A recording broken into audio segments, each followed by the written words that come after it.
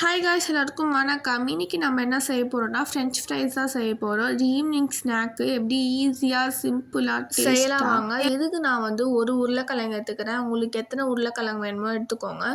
உருளைக்கிழங்கை வாஷ் பண்ணிவிட்டு பீல் பண்ணிக்கோங்க. திருப்பி வாஷ் பண்ணிவிட்டு நல்லா நீளமாக கட் பண்ணி எடுத்துக்கோங்க. அப்புறமா ஸ்டவ்வில் வாட்டரும் கொஞ்சம் சால்ட்டும் போட்டுட்டு கட் பண்ணி வச்சுக்கிறத உருளைக்கிழங்க போட்டுக்கோங்க. உருளைக்கிழங்கு 80% வெந்தால் போதும், ரொம்ப வேக வேணாம், ஏன்னா உடஞ்சிடும். அதுக்கப்புறமா சால்ட் ஆட் பண்ணிக்கோங்க. சால்ட் அப்புறமா கார்ன்ஃப்ளவர் மாவும் பெப்பரும் நான் கொஞ்சமாக மிக்ஸ் பண்ணி வச்சுருந்தேன் ஒரு தனியாக ஒரு பிளேட்டில். அதுவும் போட்டு அது ரெண்டுமே நல்லா மிக்ஸ் பண்ணிக்கோங்க. ஆல்ரெடி கொஞ்சம் நிறைய வெந்ததுனால கொஞ்சமாக உடஞ்சிச்சு, என்னால் மிக்ஸே பண்ண முடியல. லைட்டாக நான் குலுக்கி தான் மிக்ஸ் பண்ணிகிட்டு இருந்தேன். நீங்கள் அது கரெக்டாக பார்த்துக்கோங்க வேகிறது மட்டும். அப்புறமா ஒரு கடாய் வச்சுட்டு எண்ணெய் ஊற்றிட்டு நம்ம செஞ்சு வச்சுருந்த ஃப்ரெஞ்ச் ஃப்ரைஸை எடுத்து கடாயில் போட்டுக்கோங்க. கடாயில் போட்டுட்டு ஒன்றா வறுத்து எடுங்க. ஃபஸ்ட்டு பேட்ச்ன்றதுனால நான் அவ்வளோ கம்மியாக போடுற குவான்டிட்டி. உங்களுக்கு எவ்வளோ குவான்டிட்டி போடணுமோ போட்டு வறுத்துக்கோங்க.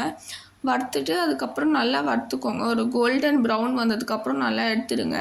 ஆனால் சூப்பராக நான் செஞ்சதுலேயே இந்த ஃப்ரெஞ்ச் ஃப்ரைஸு கொஞ்சம் பெப்பர் போட்டதால் இன்னும் நல்லா காரமாகவும் இருந்தது. எப்பவுமே ஒரு மாதிரி செல்லுன்னு இருக்கும், நல்லா காரமாக இருந்தது. நான், எங்கள் அம்மா, ஃப்ரெண்ட்ஸ், ஃபேமிலிஸ் எல்லாருமே சாப்பிட்டுட்டோம். பிடிச்சிருந்தா லைக் போடுங்க.